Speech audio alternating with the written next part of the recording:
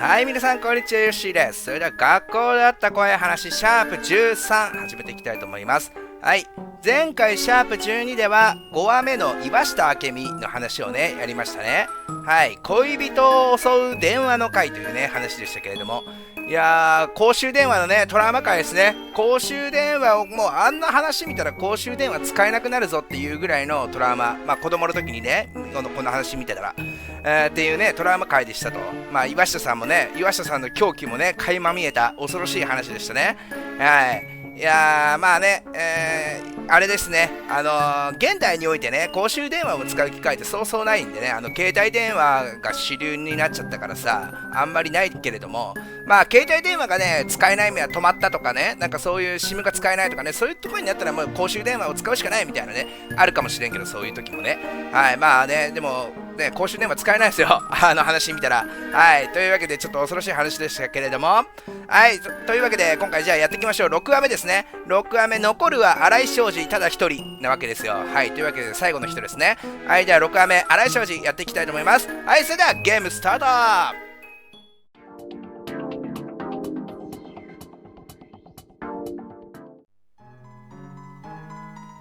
皆さんはじめまして、僕は2年 B 組の荒井庄司と言います。ついに最後の話になってしまいましたね。なのに一向に7人目は現れない。そうなると僕が最後の話をすることになりますね。ヨッシーくんでしたよね。どうです？怖い話が7つ聞けないと困りますか？困る。記事はなんとかごまかす。でも困るよね。だって七不思議なんだからさ、7つ話聞けないと困るよ。困る。やっぱり困りますか？そりゃそうですよね。だって新聞のお題目が七不思議なんですから。怖い話が7つ揃って7つ不思議なんですからね。でもね、潔く諦めましょうよ。知らないでしょうが、実はこの学校に関する怖い話を7つ聞いてしまうと何か悪いことが起きるという話があるんですよ。でも未だに7人目が現れませんから、安心して6話目を話せますしね。ですからもっと前に僕の番が回ってきていたら決して話さなかったでしょうね。それほど危ない話なんですから、そいつがどこで見張っているかわからないですからね。そいつって誰かって？人形ですよ。おかしいですか？よし君、僕の頭が変になったと思いますか？まあそれでも構いません。その人形をバカにすればあなたが呪われるだけですから。でももういいでしょう。もう7人集まりそうもありませんし、話しても大丈夫のようです。それでは話しましょう。この学校に住んでいる人形の話を。皆さん人形はお好きですか？人形にもいろいろあります。日本人形やフランス人形などその国の特徴を表したもの。藁人形や黒魔術に使われるような呪術人形、誰もが親しめるぬいぐるみだって人形です。腹話術の人形や操り人形など特殊な技術を要する人形。一言で人形といってもその用途も容姿も様々です。でもね、共通していることが一つだけあるんですよ。どの人形にも共通している点が一つだけ。それは魂を持っているということです。持っているというよりも魂が入るという言い方の方がいいでしょうか。人形はね、書いて字のごとく人の形を成しているものでしょう。それを作った人や持ち主の思いを感じ取って人形は魂を持ち始めるんです。よっしーくん、人形にどんなイメージを持っていますか？かわいい、怖い、温かい、懐かしい。でも人形っつったらかわいいじゃない？やっぱりかわいい人形が多いよね。かわいい。無邪気に可愛いと思えるのは子供の時だけだと思いますけどね。私は人形を素直に可愛いとは思いません。特にアンティークドールはね、その人形がどんな理由で人の手に渡ってここまで来たのかなんて考えたくもありませんよ。人形には魂が宿るんです。その人形だって好き好んで人の手を流れてきたわけじゃないでしょ。その感情が人形を取り巻く環境に作用されるとしたらどうでしょうか。人間と同じく人形にも感情があるとしたら、アンティックドールなんて人格破壊者ですよ。考えただけでも寒気がします。人形に履歴書はないんです。人形はむやみに買わない方がいいですよ。特にアンティックドールはね。それで学校に住む人形の話に戻ります。実を言うと、その人形がいつからこの学校にいるのかは分かりません。でもいることは間違いないんです。そしていつの間にか現れるんです。よっしーくん、私が何を話そうとしているのか分かりませんか？その人形って一体何なのか不思議に思いますか？そうですね、思って当然だと思います。ヨッシー君も最初はこの話に戸惑うかもしれません。でも大丈夫です。僕の話が終わる時にはあなたもこの学校に住む人形の話を信じていると思いますから。この人形に関する話はいくつもあります。それほど有名な話ということですよ。どんな人形かって？そうですね。強いて言えばとても人間に近い人間に似ていると言いましょうか。大きさも等身大です。心持ち人間より小さい程度ですか。そうですね。大きな子供くらいと思っていただければいいでしょう。肌は真っ白で髪や黒く、大きな瞳が特徴的な人形なんですよ。美しい人形なんですが、見方を変えれば人間に似すぎていて気味悪いとも言えるでしょうね。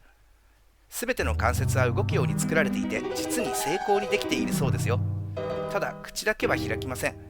より人間に似せるために作られているからでしょうね。どうしても口が開くと腹話術の人形のようになってしまいますから。顔立ちはそうですね、女性のように思えます。でも人によっては美しい少年のようにも見えるそうですし、男性とも女性とも取れる中性的な美しさというのが一番合っている表現でしょうか。その人形は誰が作ったかももちろん分かりません。それに僕もよくわからないんですよ。実際に僕が見たわけじゃありませんし、いろいろな人から聞いた話をつなぎ合わせただけですから。だから多少話の食い違うところもあるんですよ。人によっては恐ろしいほど目が大きかったとか、耳が尖っていたとか、口が大きく開いていたとも言われています。どうしてそんなに情報が食い違うのかって？だって仕方ないんです。その人形を見た人は今は誰も残っていないんですから。なぜなら死んでしまうんですよ。その人形を見た人は一人残らずね。でも人形はいるんです。間違いなくこの学校にね。どうしてだかわかります？ヨッシー君はまだ1年生ですからね。知らないかもしれません。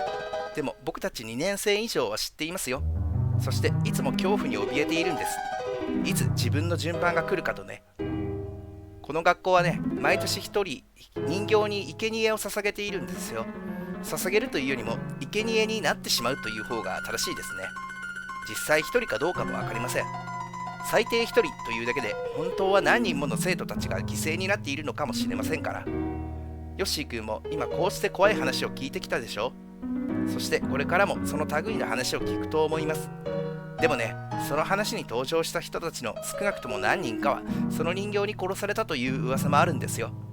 どんな形で知るにしろ、その陰には一体の人形がつきまとっているんですよ。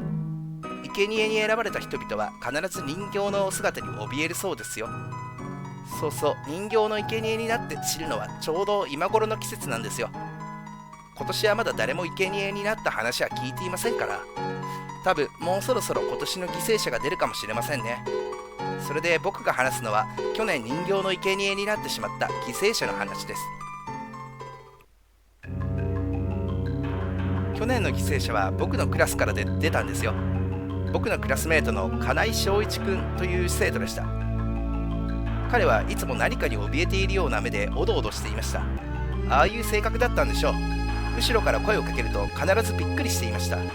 それにどっかで物音がするとその原因がわかるまで不安そうにキョロキョロしていましたよ。最初は一緒にいる僕たちまで何があったのかと驚きましたが、それが彼の性格であり癖であることがわかるともう慣れっこになってしまいましたよ。だから逆にわからなかったんです。彼が人形に怯えていたことがね。僕が記憶するに彼が最初に人間のことを話し始めたのは焼却炉の脇を通った時のことだったと思います。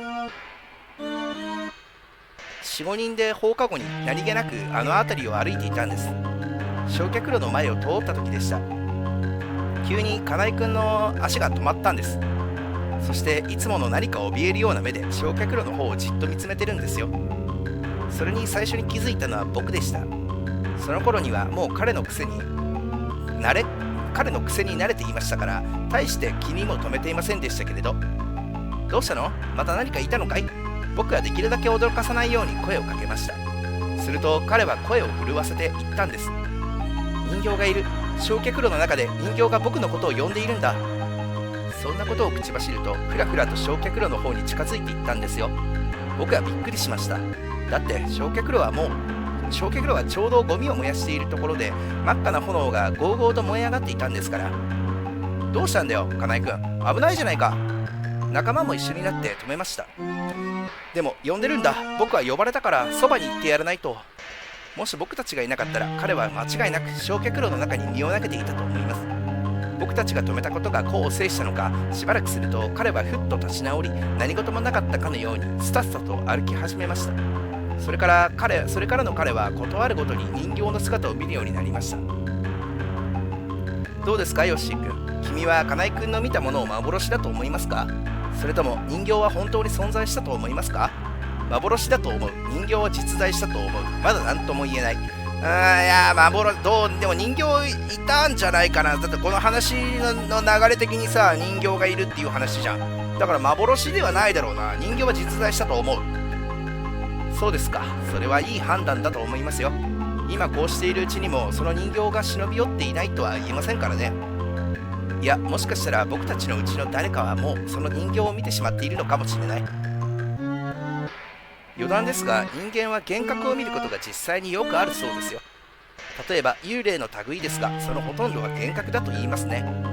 もちろん本物の霊も存在しますけれど、ほとんどの場合は幻覚だそうですよ。疲れている時とか精神が不安定な時はそういうものを見てしまうそうです。その時人形を見てしまうケースは特に多いんですってね。実は僕も見たことがありまして。いえ、例の人形じゃありませんよ。だって僕がこの高校に入る前の出来事ですから。誰もいないはずの部屋に日本人形が転がっているんですよ。髪の長いなんだこれ、知事人形がね、ちょっとよくこれ読み方わかんない。これとテロップ入れときますよ、後で読み方。人形がね、瞬きした次の瞬間にはいなくなっていましたけど、まあそれはどうでもいいことですね。それで金井くんの話です。金井くんが2度目にその人形を見たのは2日後のことでした。体育の授業でソフトボールをやっていた時、突然金井くんが暴れ出したんですよ。バットを振り回しながらグラウンドを走り回ったんです。寄るな、寄るんじゃない。その場にいた全員の動きが止まりましたよ。だって見ていた僕たちの方が危なかったんですからね。存在しない何かを見るような目でバットを振り回すんです。その時何人かが噂しているのを聞きました。それで僕もこの学校にまつわる人形の話を知ったんですけどね。体育の先生は一瞬止めるのをためらっていました。その時の先生の哀れむような表情を今も覚えています。でも不思議に思いませんか？うちの学校にはそういった呪われた人形がいるのに、どうしてみんなやめないんでしょうか。知らずに入ってくる生徒は仕方ないとしても、先生やその現実を見てしまった生徒たちはどうしてやめないんでしょうかね。不思議に思いませんか？不思議に思う。別に思わない。これは不思議に思うでしょ。そんなんがあるんだったらもういられねえわ、やめねえわっつってなるじゃん。いや、不思議に思う。そうですよね。僕も不思議に思いました。それで人形の話を知っている人たちにいろいろと聞いてみたんです。そしたら一つの事実が分かったんですよ。まず先生には被害が及ばないそうです。ですから関係ありません。そしてその生徒というのは学校に入る前から選ばれているそうなんですよ。あくまで噂ですよ。でもね、校長先生は知ってるんですって。この学校の入学試験の合格者の中にどういうわけか最低1人は不合格者が混じっているそうですよ。そしてそれは人形が選んだ生贄なんだそうですよ。だから毎年数人はこの学校に本来受かるべきでなかった生徒が紛れ込んでくるんです。それを校長先生は分かってるんですよ。分かっていて入れるんです。その生贄となるべき生徒をね。恐ろしい話だと思いませんか？でもね、その人形は生贄をもらうことに条件にあらゆる大会でこの学校を優勝に導いたり、一流大学へ何人もの現役合格者を出したりするそうですよ。あくまで噂でしかありませんけどね。ですから、もしかしたらこの中の一人がそうかもしれないんです。ヨッシー君、それはあなたかもしれませんよ。これで僕の話は終わりです。どうやら7人目も来ませんし、無事この集まりは終了したようですね。それでは帰りましょう。ちょっと待ってください。もう少し金井さんの話を詳しく話してください。いや、これだってね、尻切れトンボだよね。これ金井君の話もうちょっと聞きたいやろ。金井君の話もっと聞かせろよ。どうしたんですか？ヨッシー君はこの人形の話に興味を持たれたんですか？それとも金井君に興味があるとか？まあいいでしょう。早めに話を切り上げようと思ったんですがね。そんなに聞きたいのならば話を続けましょうか。金井くんの悲劇の話を。金井くんが今年の犠牲者であるということは、あのグラウンドの出来事以来もっぱらの噂になりました。そしてそれ以来彼に同情の目を送る人々が増えたのも事実です。それからは金井くんの気候が目立ち始めました。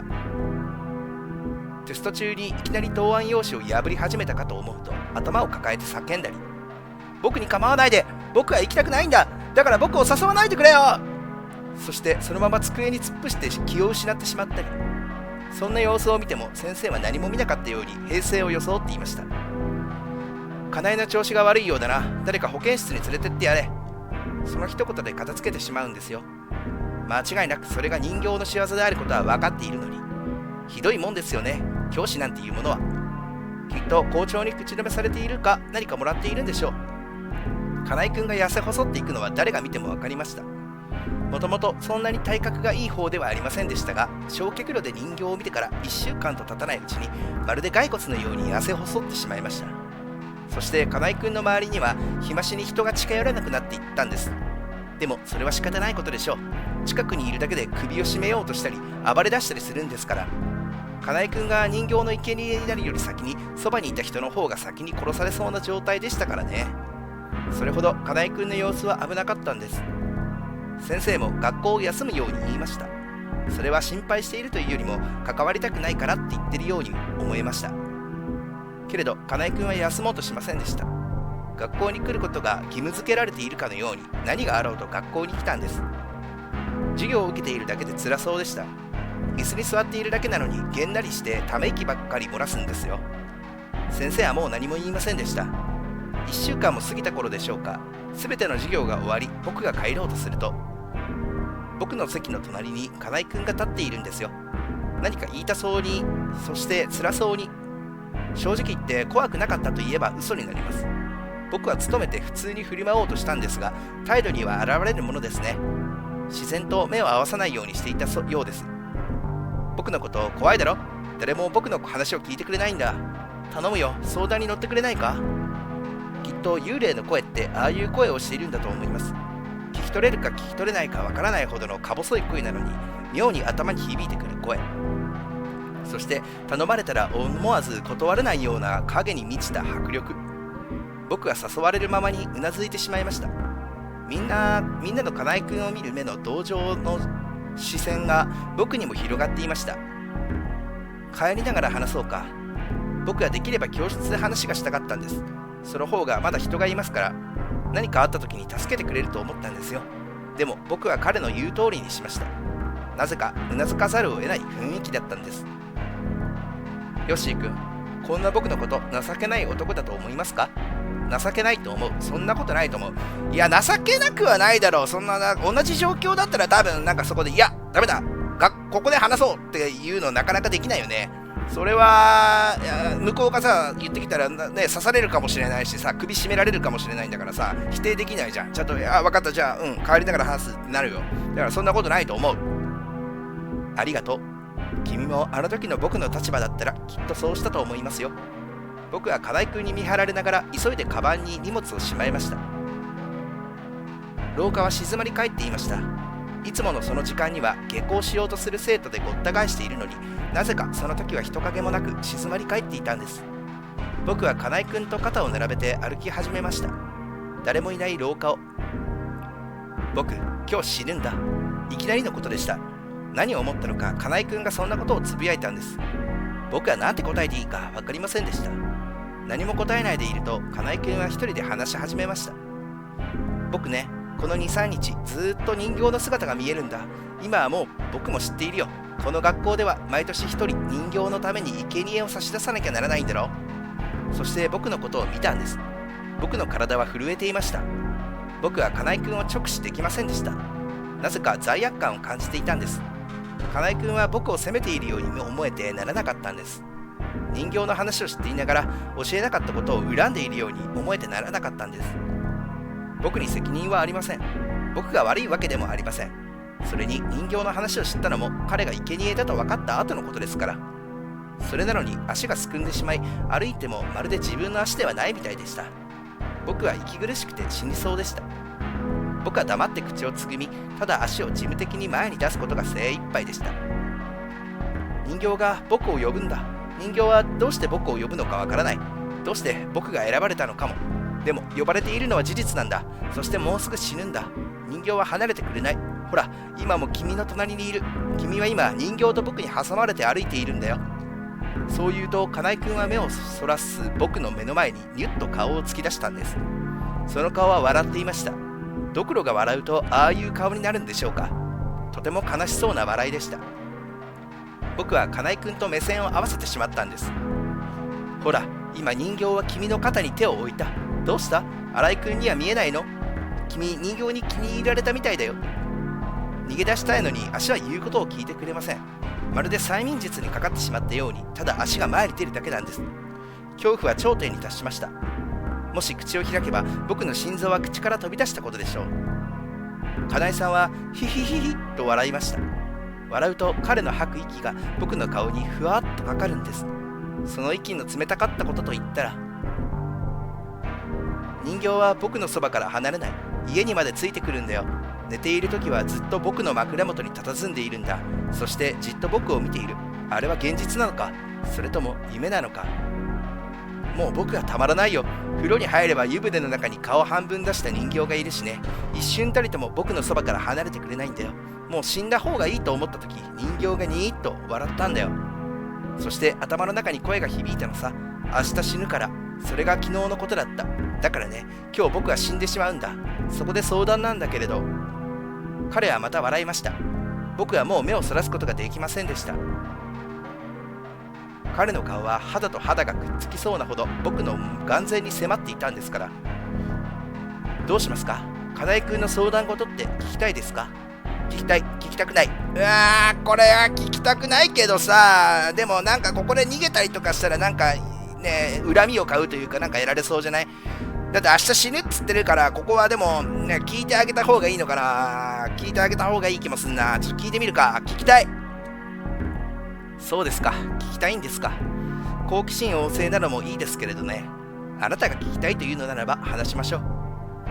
実はこの生贄にも来年で終わるんだ。来年生贄になるやつが最後なんだよ。人形がそう言ってるからね。そうだよね。そう言うとふっと僕から顔を離し、僕の左肩に目をやったんです。僕はその方向からわざと目を背けました。何もいないはずの左肩がずっしりと重かったような気がしました。そこに人形が顔でも乗せていたのでしょうか。そして金井君は再び僕に顔を近づけました。そうだって。それで君に確認してほしいんだよ。間違いなくそいつがこの学校にいるかどうかを。いれば間違いない。もうこの学校の数々の呪いから解き放たれるんだ。この学校に起こった不思議な事件もなくなると思うよ。そいつの名前は。僕が聞きました。その人の名前を。その人が今年人形の犠牲になってくれればそれで終わるんです。その人はこの学校にいましたよ。だからもうすぐ起きるんです。最後の生贄の儀式が。その人はですね、この中にいるんですよ。今ここに集まっている人の中に。これ以上は僕の口からは言えません。金井君が僕に持ちかけた相談とはその人物を探すことだけですから。金井君はその直後に死にましたよ。心臓発作でした。僕の左肩あたりをつかむように両手を伸ばすと、そのまま口をパクパク開けて絶命しました。ただ彼の手には何本かの黒い髪の毛が握られていました。僕の髪ではありません。金井君は僕の髪に一度も触らなかったのですから。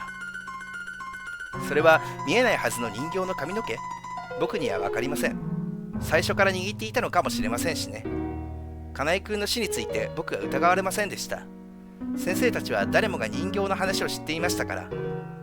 金井君の死因は心臓発作という結論で誰もが処理しました。これで僕の話は本当に終わりです。僕は皆さんがその人形を見ないことを祈っています。でも誰か一人は犠牲になってくれないと生贄は終わらないんですが、ついに7人目は現れませんでしたね。ということはこの回は終わりですね。それでは僕は先に帰りますので失礼します。そう言うと新井さんは逃げるように席を立った。僕が新井さんを引き止めようとすると、その手をすり抜けるようにして足早に部屋を出て行った。新井さんはなんて嫌な話をしてくれたんだ。僕が残った人たちを見回した。みんな顔を伏せている。怯えているようでもあり、腹を立てているようにも見えた。人形の生贄だって？そんな話信じられない。そんなことあるわけない。そんな恐ろしいことを。はい、新井終わりました。新井の話6話目。はい、クリア終了しました。はい、というわけでセーブしましょう。セーブする。はい、セーブしてもよろしいですか？セーブすると。はい、というわけで、はい、はい、7話目来ましたね。はい、というわけで6話目終了しました。いや、もう、やばいって。怖いよ。怖い。怖いよ。もう、すごいところで終わるね。6話目ね。はい。というわけで、まあ、6話目終了なんですが、まあ、前回ね、1周目の時にやってるから、もうわかると思いますけれども、はい。まあ、ここでね、今回語り部選択には戻りませんよと。はい。この後にね、B ボタンを押して、戻ると、キャンセル、このセーブ画面を閉じると、続いて7話目がね、続けて始まるので、今回は一旦ここでね、止めましょう。シャープ13はここで以上で終了ですね。はい。で、次回のね、このシャープ14では次回この荒井庄司7話目をやっていくんですが、はい。こちらの話ね、まあ、1周目の時はね、岩下の6話目やりましたけれども、まあ、どっちかというと岩下の6話目、7話目はね、まあ、そんな続けてってよりは、なんか別の話みたいな感じだったじゃないですか。